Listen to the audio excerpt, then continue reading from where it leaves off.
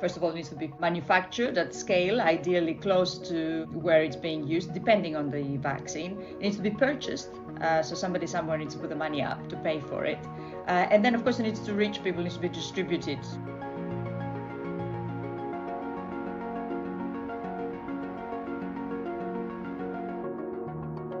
People need to want to take it, so they need to be informed and convinced that this is the right thing to do and it's the right thing for them and their families, because ultimately we need a majority of the population to be vaccinated for the vaccine to work.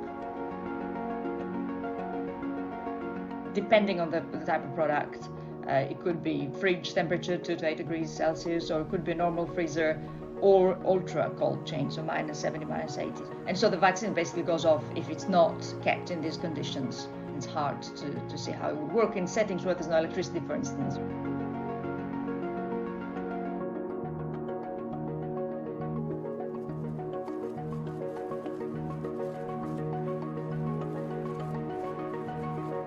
And there have been investments in solar paneled fridges, for instance, to get products that are required to be refrigerated to people who need them.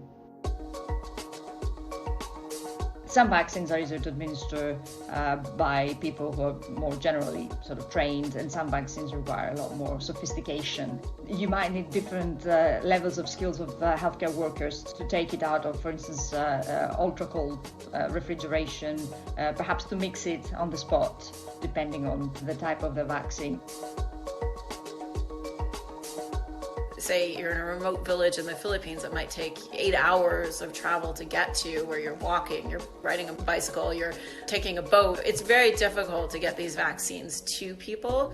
Another problem is that if you're living in a poor country, you might be living hand to mouth, right? So if you don't work that day, that might mean your kids don't eat that day. Are you going to be able to travel to a health clinic to get the vaccine? One of the greatest possibilities for people in poor countries to access the vaccine is through the COVAX initiative, which is basically a collaboration of countries that have agreed to help distribute the vaccine. That initiative has promised to provide vaccines for 20% of the global population, aiming to do that by the end of 2021. But even those countries that have joined, some countries in the EU, for instance, and the UK, are buying up some of that supply.